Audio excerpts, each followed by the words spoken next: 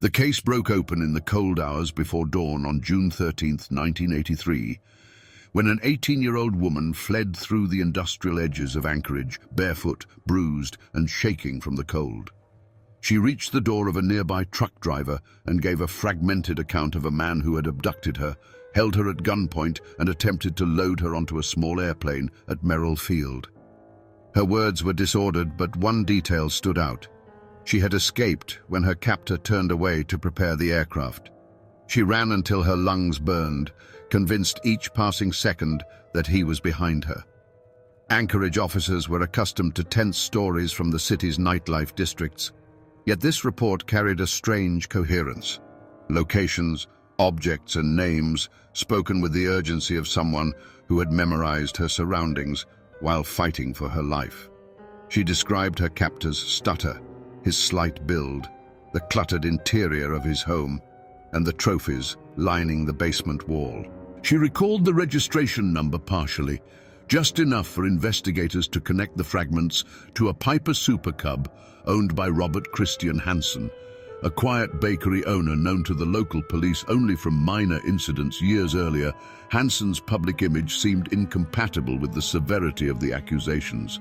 He was soft-spoken, a churchgoer, a man with a reputation for generosity among neighbors. His bakery stood as a peaceful landmark in northern Anchorage, and he often chatted with customers as he kneaded dough before sunrise. Yet the survivor's account was precise, and her fear was unmistakable. Detectives drove to Hansen's modest house on Old Harbor Road, a place that sat low against the gray sky, its windows dark, its yard neat to the point of sterility. Hansen met them with an almost excessive calm, offering explanations before questions were fully asked. He claimed he had seen the young woman, but insisted she was attempting to extort him. He spoke politely, but there was a faint tremor in his voice, a quiver that did not match his practiced composure. Investigators noted the trophies on the wall: hunting awards, photographs of caribou, maps carefully marked with hand-drawn notations. The officers left that morning without making an arrest, but the atmosphere around the house lingered with unease. Something in Hansen's readiness, his rehearsed politeness, the slight disorder in the basement, the locked gun cabinet, tightened their suspicion. Within days, detectives began comparing Hansen's movements with a series of unsolved cases from the outskirts of Anchorage. Bodies found in remote areas of the Matanuska-Susitna Valley and near the Knik River. The pattern was unsettling. Women disappearing from the city's night districts, later found in the silent stretches of Alaskan wilderness. The survivor's testimony had opened a door. Behind it waited a man whose crimes, long hidden by charm and routine, were finally beginning to surface. Robert Christian Hansen was born on February 15, 1939, in the small farming community of Esterville, Iowa, a landscape of flat fields and winter winds that cut across the town with quiet persistence. His father, a strict Danish immigrant baker, demanded discipline and precision from his son, expecting the boy to mirror his own tireless work ethic. From an early age, Robert lived in the shadow of this stern authority, absorbing commands more often than affection. He grew up withdrawn, marked by a severe stutter that made school a quiet torment. Words caught in his throat, forcing him into long pauses that drew the attention of impatient classmates. The more he tried to speak, the more his jaw locked, his face flushing as the classroom fell into uneasy silence. Laughter came quickly, and it hardened him. Teachers noted his intelligence, but also the tension he carried in his shoulders, as if bracing for criticism at every moment. His acne became another source of humiliation during adolescence, leaving deep scars across his cheeks. In a community that valued athletic confidence and easy sociability, Hansen found himself standing at the margins, watching others form friendships and courtships that he felt were closed to him. He sought refuge in solitary activities, reading, tracing maps, and spending long hours alone in the woods surrounding the town. Hunting became his one domain of competence, a place where silence was not a weakness, but a necessity. The precision his father demanded in the bakery translated naturally into marksmanship. Animals did not mock him. They simply fled or fell. By his late teens, Hansen's resentment deepened into something more fixed. He admired those who moved through life effortlessly, yet believed himself permanently excluded from their world. This mixture of envy and withdrawal culminated in an early act of rebellion. In 1957, he enlisted in the U.S. Army Reserves. Seeking structure and distance from home, military life gave him order, but not belonging. Fellow recruits found his speech and nervous demeanor difficult to engage with. He completed service quietly, unnoticed. Returning to Esterville, Hansen took a position as an assistant in his father's bakery. The small-town routines pressed on him, stirring the old resentments. In 1960, at age 21, he was involved in an arson incident targeting a local school bus garage.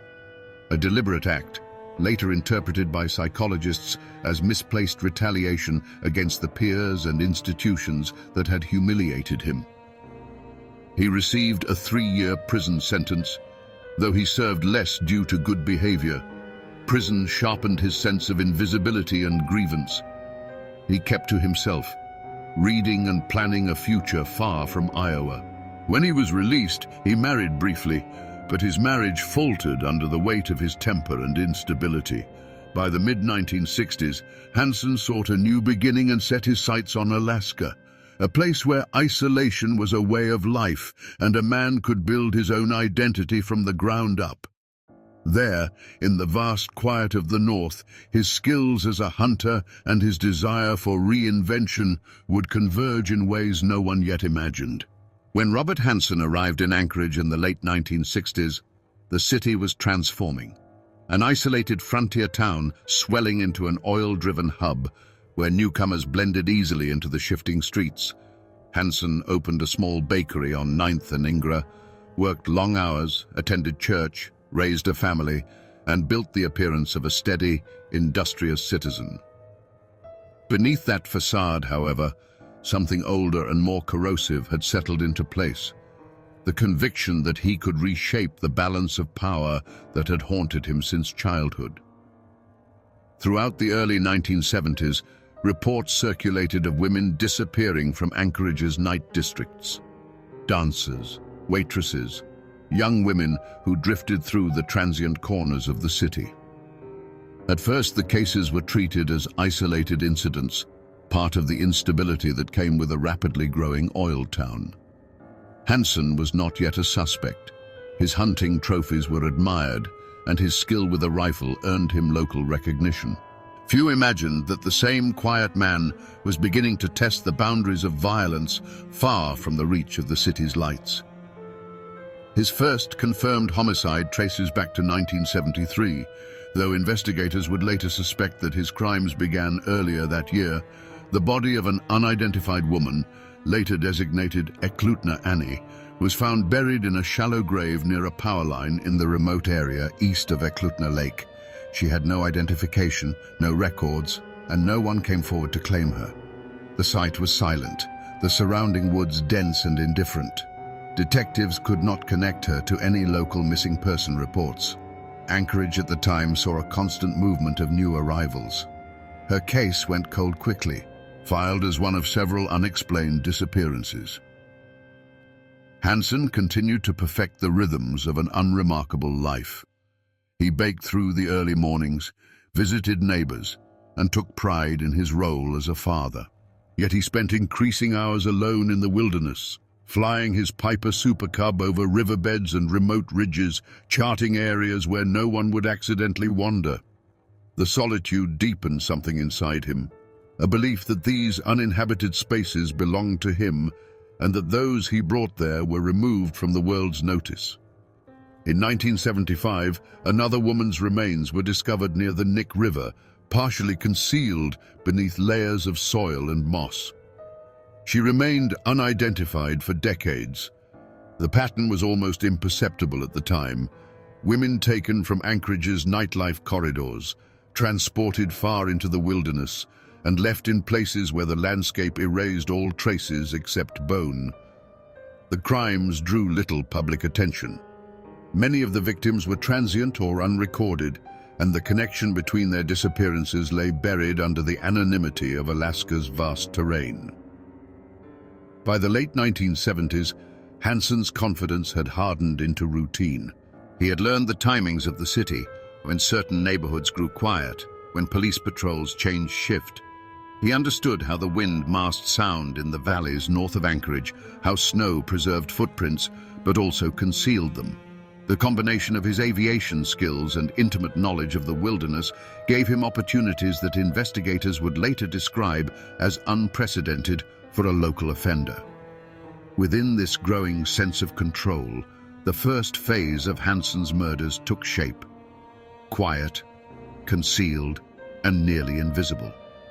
There was no public panic, no connecting thread, only isolated discoveries that slipped into the background of a state defined by its endless, unforgiving distances. The killings had begun, but Alaska had not yet learned to look for him. By 1980, Anchorage had grown into a fractured mosaic of opportunity and isolation. Pipeline workers, seasonal laborers and newcomers crowded its bars and motels, creating a constant flow of people who arrived suddenly and vanished just as quickly. Hansen moved through this environment unnoticed, his bakery thriving modestly, his reputation bolstered by hunting awards and quiet neighborliness. Yet beneath that calm exterior, the pattern of his crimes was solidifying into a deliberate and practiced method. Investigators would later reconstruct these early murders through a combination of forensic evidence, Hansen's eventual confessions, and the geographical consistency of his burial sites.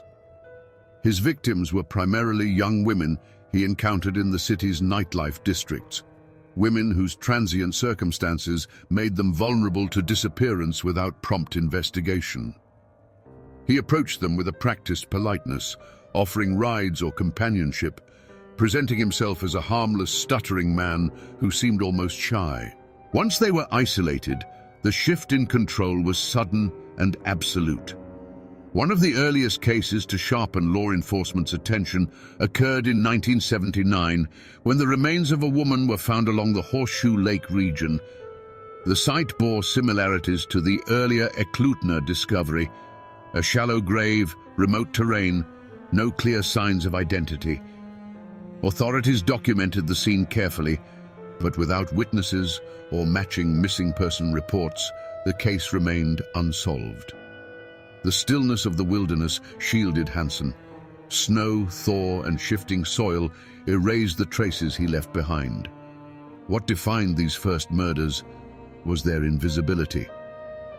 Hansen did not seek notoriety. He sought control, choosing victims who had little social support and leaving their bodies in expanses where discovery was unlikely. He combined his knowledge of aviation with his understanding of the Alaskan frontier, flying for hours over riverbeds and forests that stretched beyond the edges of most maps. The anonymity of these lands became central to his method. Each grave was concealed beneath earth and branches, marked only in his memory, and on a private map he kept hidden, small red X's that would later become the key to understanding the scale of his crimes. During this period, Hansen also refined the behavioral patterns that made him appear harmless to the community. He volunteered occasionally, maintained long-term customer relationships, and continued to win local and national hunting competitions. His trophies, massive antlers, mounted heads, and photographs of remote excursions decorated his home and shop. They reinforced the image of a disciplined outdoorsman, a man who respected the land and took pride in tradition. This duality, the baker and the hunter, shielded him from suspicion even as the number of missing women grew. By 1981, the Anchorage Police Department and the Alaska State Troopers began noticing subtle consistencies. Victims last seen in the same clusters of streets, disappearances occurring during Hansen's known periods of activity, occasional reports from survivors who described a middle-aged man with a stutter and a quiet demeanor. Yet none of these fragments coalesced into a clear picture. Anchorage was too transient, the wilderness too vast, and the victims' lives too precarious for investigators to establish definitive links. The early victims remained shadows in case files, labeled Jane Does, their identities unknown, their stories reconstructed only through fragments. Hansen moved between the city and the wilderness with increasing confidence, convinced that the land itself protected him. In these first years, he was still learning the limits of risk, testing how far he could push without drawing notice. He would soon cross that boundary, setting the stage for the escalating violence that defined his later killings. By the early 1980s, Hansen's methods had settled into a chilling consistency. He blended routine with predation, moving between Anchorage's quiet domestic life and the shadowed periphery where the city's most vulnerable women worked. His stutter, which had once isolated him, became a calculated advantage. Many victims remembered him as timid, almost apologetic, a man who did not seem capable of violence until the moment the balance of power shifted irreversibly. His first murders formed a pattern investigators would only understand years later. Abduction, transport to a remote location, and burial in places chosen with a hunter's precision. Hansen favored regions near the Knik River, Eklutna, and the Matanuska-Susitna Valley, areas where dense undergrowth and shifting soil hid traces for seasons at a time. He studied these landscapes as though mapping private territory, flying low in his Piper Super Cub, tracing riverbeds and glacial valleys that remained untouched even by experienced outdoorsmen. For Hansen, these places were not merely remote. They were controlled environments, extensions of his will. In 1980, when construction workers found human remains near Seward Highway, the discovery briefly stirred concern. The victim, later identified as Joanna Messina, had vanished months earlier. The cause of death was consistent with the earlier cases, though investigators had yet to see the emerging pattern. That same year, the body of Sherry Morrow, a young dancer last seen in Anchorage, was found near the Knik River. She had been missing for months. The forensic details were sparse, but they suggested that she had been killed elsewhere and transported to the burial site with deliberate care. Despite these discoveries, Anchorage's law enforcement struggled to unify the cases. Alaska's vastness created its own form of concealment. Many disappearances were attributed to accidents, harsh weather, or the transient nature of the city's population. Hansen seemed almost to anticipate these blind spots. He continued to run his bakery, adjusting his routine subtly around his crimes. He hunted legally in the fall, participated in community events, and tended to his family life with mechanical consistency. Nothing in his outward behavior suggested the violence that defined his nights. The victims of these first years often left behind only faint imprints, names recorded in missing person logs, fragments of testimony from acquaintances, and the scattered objects found near their graves. Hansen selected them, not because they were nameless, but because society considered them unanchored. Their disappearances, he believed, would go unnoticed long enough for winter and wilderness to erase the rest. One of the most telling indicators of his growing confidence came in the form of meticulous record-keeping. Hansen began marking specific sites on his privately kept aviation map, a detailed chart where landscapes were transformed into coordinates of control. Each red X stood for a burial location, a personal catalogue of his crimes that he guarded with a collector's secrecy. This map would later become the most damning physical evidence linking him to the earliest murders. By 1982, the number of missing women connected to Anchorage's nightlife district had grown large enough that investigators quietly discussed the possibility of a serial offender, though no suspect emerged. Hansen remained invisible, part of the city, respected in his small circle, unnoticed in others. The duality of his life allowed him to drift between two worlds without drawing suspicion. In these first murders, Hansen established not only his method, but also the psychological framework that would define the full arc of his crimes, a belief that the wilderness was his domain, and that within its silence, no one could challenge the narratives he imposed on those he chose to hunt. The escalation that followed would finally pull the city, and eventually the nation, into the shadow he had constructed in the northern frontier. By 1982, Anchorage had entered a period of uneasy expansion. Oil money, transient workers, overcrowded bars, and long winter nights that left entire neighborhoods in shadow. Within this shifting landscape, Robert Hansen's crimes grew bolder. He had refined his method over nearly a decade, and now he acted with the confidence of a man who believed his environment would shield him. The wilderness remained his silent accomplice, and the city's constant movement ensured that missing person reports blended into a background of impermanence. Throughout this period, Hansen selected victims with calculated precision. He targeted women who worked in Anchorage's transient nightlife districts, places where patrons rotated weekly and acquaintances changed with every shift. His approach remained deceptively gentle. A soft voice, a stutter that suggested harmlessness, an offer of money or a ride. Those who accepted found themselves disarmed by his apparent politeness, unaware of the learned patterns beneath it. Investigators later documented that Hansen's activities surged significantly between 1982 and 1983, the most active period of his killing career. During these months, multiple women disappeared from Anchorage's 4th Avenue corridor, each last seen entering a car or speaking to a quiet man who fit Hansen's general description. Some survivors would recall him years later, a man who spoke hesitantly but moved with certainty once the doors were locked. Hansen's confidence was rooted not only in experience, but in the practical freedoms Alaska offered. He was an accomplished pilot, trusted by aviation clubs and local hunters. His plane, a Piper Super Cub, allowed him to transport victims far beyond the reach of roads, deep into the glacial valleys and braided riverbeds north of the city. These flights became central to his escalating violence. He stored survival gear in the aircraft's small compartments, along with tools he selected with methodical care. The wilderness was no longer just a burial ground, it was the stage for the control he sought. Several later identified victims disappeared during this period, including Sue Luna, Paula Goulding, and Tamara Pedersen.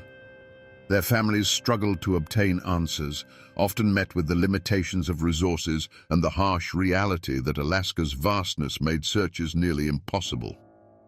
Meanwhile, Hansen maintained his facade of domestic normalcy. His bakery remained active, and he continued to win hunting awards, including a featured listing in national sportsman circles for impressive bow hunting achievements. The investigation into missing women grew more focused by mid-1982, when troopers connected the cases of Morowan Messina with new disappearances that followed similar patterns. Yet, without a clear suspect, progress remained slow. Anchorage's police departments were strained by high crime rates and limited coordination between agencies. Hansen's silence, his steady routines, and his outward conformity gave the impression of a man anchored firmly in community life. During this escalating phase, Hansen also began revisiting certain remote sites, places he had previously marked mentally and on his secret map. These locations reflected a disturbing familiarity. He recognized the bends in the riverbeds, the fallen trunks, the glacial silt that preserved footprints. His growing ease within these landscapes made him increasingly efficient. He relied on weather patterns, anticipating snowfalls that would hide traces, and observed how seasonal changes affected visibility along riverbanks. By late 1982, a quiet but undeniable pattern had emerged in investigative circles. Detectives noted that the victims shared similar backgrounds, vanished near the same clusters of blocks, and were later found, or suspected to be found, in comparable remote areas. The evidence was thin, but it pointed toward a single offender with both the knowledge and the logistical capability to transport victims far from Anchorage. Was Hansen, secure in his double life, remained convinced that no one could reach him in the quiet spaces where he held absolute control. The turning point in Hansen's escalation came with the death of Horseshoe Harriet, later identified decades afterward as Robin Pelkey. Her remains were discovered in 1984 near Horseshoe Lake, but investigators determined she had been killed during Hansen's most active period, likely in 1983. Her case reflected the precision that defined his later crimes: site selection, isolation, and the meticulous concealment of any objects that might provide identity.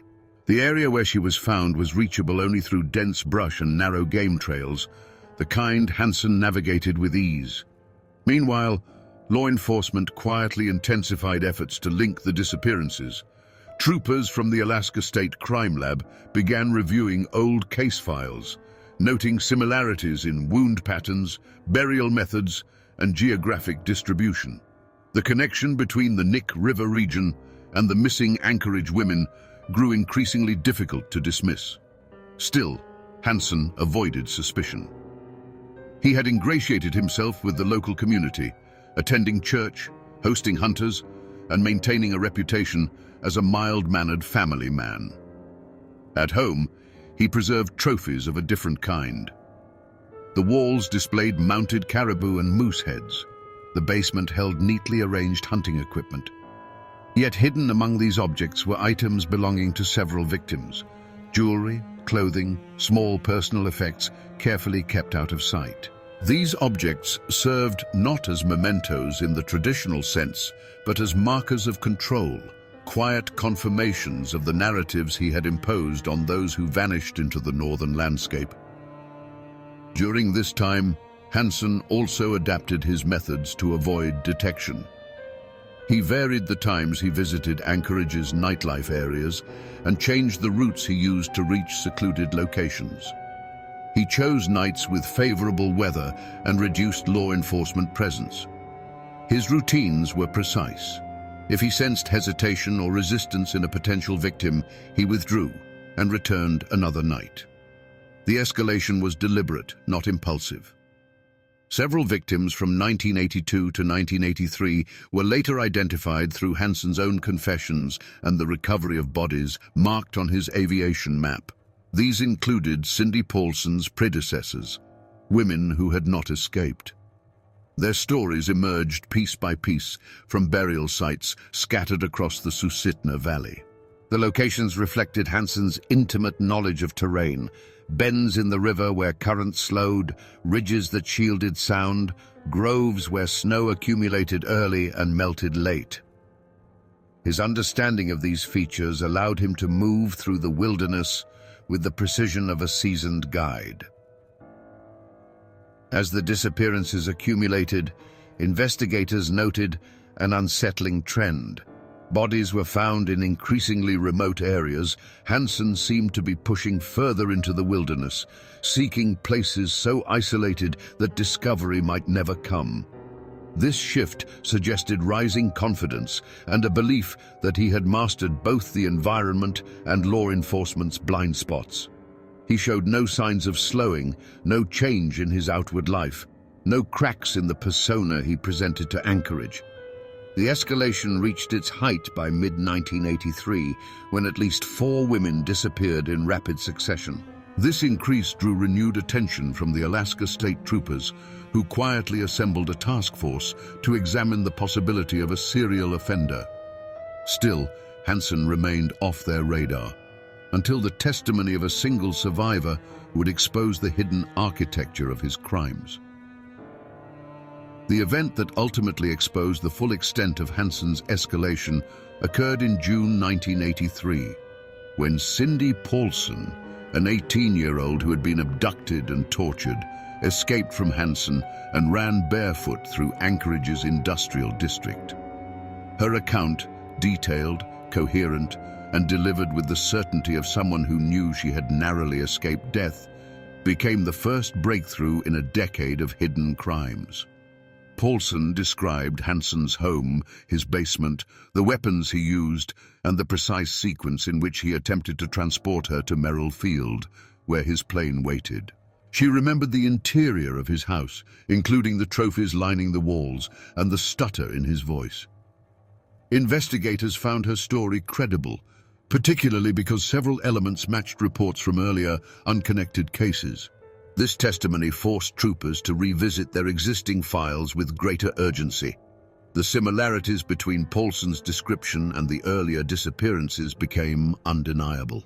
They reviewed ballistic evidence from recovered bodies, mapped burial sites, and cross-referenced Hansen's known hunting excursions with dates of disappearances. His pattern of chartering flights and traveling to remote areas aligned too closely with the geography of the crimes to ignore. By late 1983, troopers executed a search warrant at Hansen's Anchorage home. The atmosphere inside reflected the duality he had cultivated: domestic order on the surface, and beneath it, the unmistakable presence of trophies kept from his victims. Investigators recovered jewelry, clothing, and other items linked directly to missing women. Most critically, they discovered Hansen's aviation map, covered with small, hand-drawn red X's. Each mark corresponded to a burial site later confirmed by forensic teams. As the full scope of his escalation came into view, investigators understood that Hansen had operated with extraordinary mobility. His hunting skills, aviation experience, and decades-long familiarity with the Alaskan wilderness had allowed him to create a network of burial sites spanning the region north of Anchorage. Many were so remote that they would never have been found without his confession. Hansen was brought in for interrogation. At first, he maintained his innocence, claiming that the jewelry belonged to customers or acquaintances, but confronted with irrefutable evidence, ballistics matches, survivor testimony, items found in his home, he began to yield. His confessions were slow and measured, reflecting a man who had long believed the wilderness would keep its secrets. He mapped burial sites for investigators, guiding them to locations where teams recovered remains of multiple victims.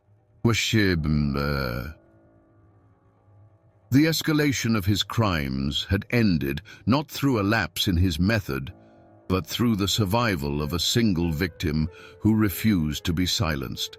The wilderness that had concealed his acts for years was finally forced to give up its dead. With the map revealed and the bodies recovered, the investigation shifted toward assembling the full chronology of his crimes, an undertaking that would expose the breadth of violence he had hidden beneath the quiet facade of a baker and hunter in the northern frontier. The investigation that followed Cindy Paulson's escape unfolded with a precision that reflected both urgency and restraint. The Alaska State Troopers, led by investigators familiar with the quiet brutality of frontier crime, approached the case with the understanding that missteps could allow a seasoned offender to slip back into the anonymity he had cultivated for more than a decade. Their first task was to verify every detail Paulson provided: locations, timeline, objects, and mannerisms. Her testimony held firm under scrutiny. It was the first solid thread in a fabric of fragments long dismissed as unrelated. Trooper Greg Baker, among the first to respond, noted inconsistencies between Hansen's initial statements and the evidence gathered from Paulson. Meanwhile, Officer Dave Barnard compiled earlier disappearances from Anchorage's nightlife districts. These files, when laid side by side, revealed a disturbing consistency. Women of similar age, last seen in the same small set of streets, later found near remote wilderness areas, accessible primarily by someone with off-road or aerial capability. To strengthen their case, investigators sought help from experienced profiler John Douglas of the FBI's Behavioral Science Unit. Douglas reviewed the crime scenes, victim profiles, and the geography of the burial sites. His assessment pointed toward a local man with hunting experience, a history of social isolation, and a deep familiarity with Anchorage's wilderness, traits that matched Hansen with unsettling accuracy. Douglas noted the significance of Hansen's stutter and his dual life as baker and hunter, emphasizing how such characteristics could deflect suspicion while enabling predatory behavior. Armed with Paulson's testimony, forensic reports, and Douglas's profile, troopers moved to gather evidence substantial enough to secure a search warrant. Surveillance of Hansen began quietly. Investigators watched his routines, noting the precision with which he tended to his bakery and the regularity of his movements. Every hour seemed accounted for, yet this rigidity only strengthened their suspicion. His life was structured, but within that structure lay opportunities to disappear into the wilderness. The breakthrough came when detectives matched ballistic evidence recovered from earlier bodies to weapons registered to Hansen. This connection provided the missing legal foundation. On October 27, 1983, a search warrant was signed, authorizing a full raid of Hansen's home, bakery, aircraft, and vehicles. The operation required careful coordination to prevent Hansen from fleeing, as his skills as a pilot made escape a real concern. That morning, troopers arrived at Hansen's home just as the light edged over the Anchorage horizon. Inside, they found a meticulously ordered domestic space, clean counters, carefully arranged tools, and the faint smell of flour from the bakery. But beneath this facade of normalcy, concealed compartments revealed items investigators had only feared existed. Jewelry, linked to missing women, lay wrapped in cloth, preserved like artifacts from a private archive. Firearms matching ballistics evidence were hidden in locked cases. And then they found the aviation map, the heart of the investigation. Pinned to a board, the map showed wilderness regions north of Anchorage marked with red X's. Each mark corresponded to locations where bodies had been found, or where bodies would soon be unearthed. The map, silent and methodical, spoke more clearly than any confession Hansen could give. With this discovery, the investigation shifted from suspicion to certainty. The final phase had begun. After the raid, the evidence was catalogued with meticulous care. Troopers moved methodically through Hansen's house and bakery, photographing every object, preserving each item with the understanding that the smallest detail might reveal another connection. The jewelry found in his bedroom formed the most immediate chain of association. Rings, necklaces, and small personal items tied directly to women listed as missing family members later confirmed these pieces belonged to victims whose disappearances had long haunted Anchorage's transient quarters. The firearms were even more incriminating. Ballistic tests showed that Hansen's weapons matched bullets recovered from several bodies, including Sherry Morrow and Paula Goulding. This evidence eliminated any remaining doubt. The quiet baker who won hunting awards had been using those same weapons to kill women he later buried in the wilderness he claimed to love. As the evidence mounted, Hansen maintained a facade of polite bewilderment. When brought in for questioning, he denied any involvement, insisting that the jewelry had been given to him or left behind by customers. But investigators noticed cracks in his composure. His stutter became more pronounced, and his hands trembled. He avoided eye contact when confronted with photographs of the map. To build the strongest case possible, troopers decided to confront Hansen with a strategy of mounting pressure. They presented him with each piece of forensic evidence, each testimonial fragment, each recovered object. At first, he attempted to explain the coincidences away, but when shown the marked aviation map, carefully removed from his home and set before him with each red X visible, his demeanor shifted. The silence in the room seemed to close around him. The interrogation unfolded over hours. Troopers, Maxine Farrell, Floth, and others worked in coordinated rhythm, presenting evidence, allowing silence to settle, and then pressing again. Finally, Hansen's resolve weakened. Facing overwhelming proof and the likelihood of numerous murder charges, he moved from denial to negotiation. He agreed to confess under the condition that prosecutors limit the number of charges and protect his family from public scrutiny. His confession was measured, almost detached. He spoke of the women he abducted, describing not emotions but logistics, routes, locations, distances. He referred to the wilderness in the same tone a hunter uses to describe familiar trails. His recollections matched the red X's on the map with unnerving precision. In several cases, he provided details that only the killer could know. Troopers recorded every word, aware that the accuracy of his memory would guide recovery teams. As confession turned to cooperation, investigators prepared for the next phase, a systematic effort to locate, exhume, and identify the victims buried across Alaska's northern frontier. Snow had already begun to settle in parts of the Susitna Valley, and time was limited. Forensic teams, guided by Hansen's statements and the map, began planning expeditions to the remote sites where the land concealed years of violence. For Anchorage, the revelation was seismic. The quiet baker with the soft voice had hunted people with the same patience and precision he once reserved for wildlife. The city, long accustomed to the harshness of the frontier, struggled to comprehend that one of its most trusted faces had been the architect of its darkest crimes. The aftermath of discovery had only begun. The land would soon be asked to surrender the dead it had kept buried in silence. When recovery teams set out toward the locations marked on Hansen's map, they entered terrain shaped by glaciers, riverbeds, and dense forests, places where time moved differently and silence carried its own weight. Guided by troopers and forensic anthropologists, they navigated remote regions near the Knik River, Eklutna, and the Susitna Valley, often traveling by helicopter and hiking the remaining distance on foot. These expeditions required endurance. The weather shifted unpredictably, and the ground alternated between frozen crust and deep mud. The first sight confirmed Hansen's accuracy. Beneath shallow layers of soil and moss, the team uncovered human remains that matched his description.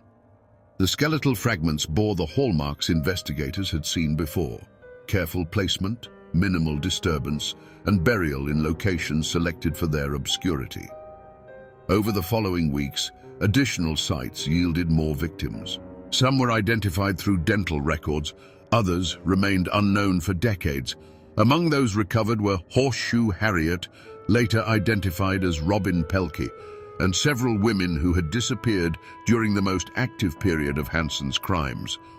Each recovery offered closure to families who had waited years for answers, but also deepened the collective understanding of how thoroughly Hansen had concealed his acts beneath the rhythms of ordinary life. As the remains were brought back to Anchorage, forensic teams worked tirelessly to document every detail. They processed bone fragments, clothing remnants, and any object that could assist in identification. The state lab, long accustomed to cases shaped by Alaska's unforgiving geography, faced workload demands unlike anything in its history. Troopers coordinated with medical examiners, prosecutors, and national experts to ensure that each victim received proper analysis. Meanwhile, Hansen's case moved toward formal charges. The breadth of the evidence, ballistics matches, recovered items, confessions, and the map left no room for defense strategies. Prosecutors focused on a select group of murders and abductions to secure the maximum possible sentence under Alaska law. They were mindful of Hansen's demand to shield his family from media exposure, but they did not allow negotiation to diminish accountability. Hansen's crimes represented one of the most extensive serial murder cases in American history, and the legal response had to reflect that scale. Public reaction in Anchorage was a mixture of shock, grief, and introspection.